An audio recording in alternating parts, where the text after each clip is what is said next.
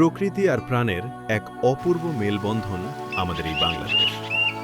অগণিত প্রজাতির পাখি আমাদের এই মাটির গান গায়, আমাদের আকাশকে রাঙিয়ে দেয়। কিন্তু দ্রুত বদলে যাওয়া এই পৃথিবীতে এই অমূল্য প্রাণবৈচিত্র্য আজ হুমকির মুখে। আমাদের পাখিদের চেনা, তাদের ভালোবাসা আর রক্ষা করার এক ক্ষুদ্র প্রচেষ্টা থেকেই আমার এই যাত্রা বাংলাদেশের পাখি। চলুন আজ দেখে নিই আমাদের প্রকৃতির কিছু বন্ধুকে।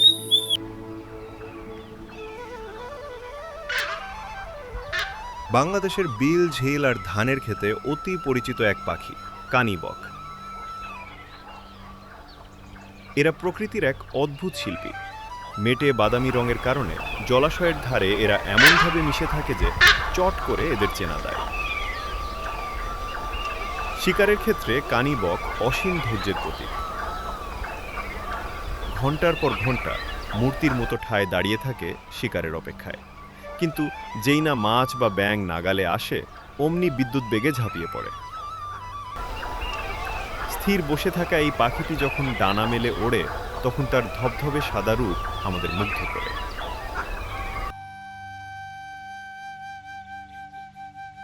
তালগাছের পাতায় ঝুলছে প্রকৃতির এক বিস্ময়, নিপুণ কারুকার্যে গড়া বাবুই পাখির বাসা। কোনো ইঞ্জিনিয়ারিং ডিগ্রি ছাড়াই শুধু ঠোঁট দিয়ে তাল আর খেজুর পাতার আঁশ চিরে এরা এই মজবুত অট্টালিকা বানায়।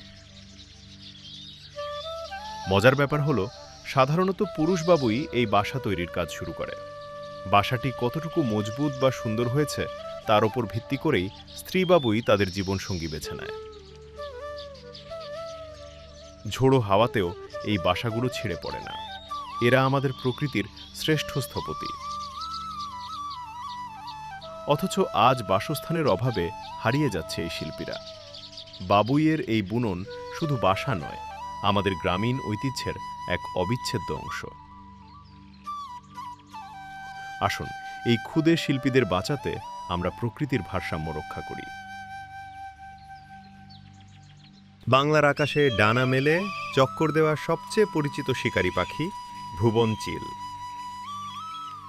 এদের চেনার সহজ উপায় হলো এদের চেরা লেজ, যা আকাশে ওড়ার সময় হালের মতো কাজ করে।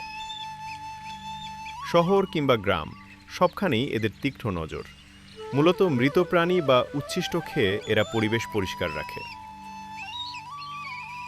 তাই এদের প্রকৃতির পরিচ্ছন্নতা কর্মীও বলা হয়। তবে সুযোগ পেলে ছোঁ মেরে মাছ বা ছোট শিকার ধরতে এরা ওস্তাদ। বাতাসের টানে স্থির হয়ে ভেসে থাকার অসাধারণ এক ক্ষমতা আছে এই চিলের।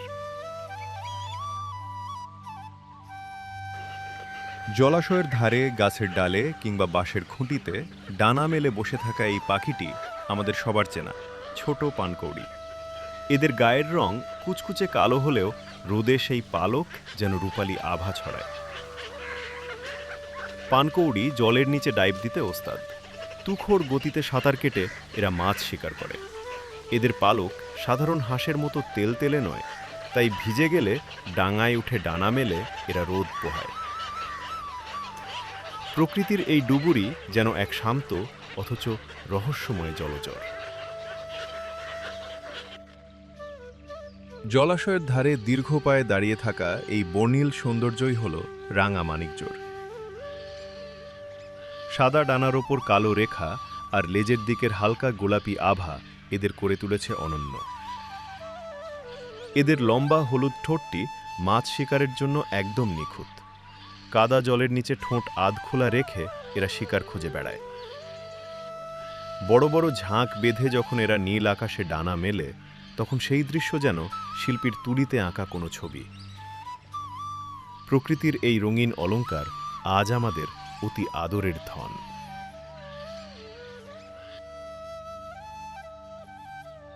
প্রকৃতির এই ডানা মেলা সৌন্দর্য নিয়ে আমাদের আজকের যাত্রা এখানেই শেষ করছি। পরবর্তী পর্বে আমরা দেখব বাংলাদেশের আরও 5টি চমৎকার পাখির গল্প।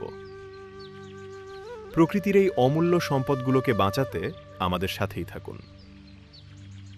ভিডিওটি ভালো লাগলে শেয়ার করুন এবং আপনার মূল্যবান মতামত জানান।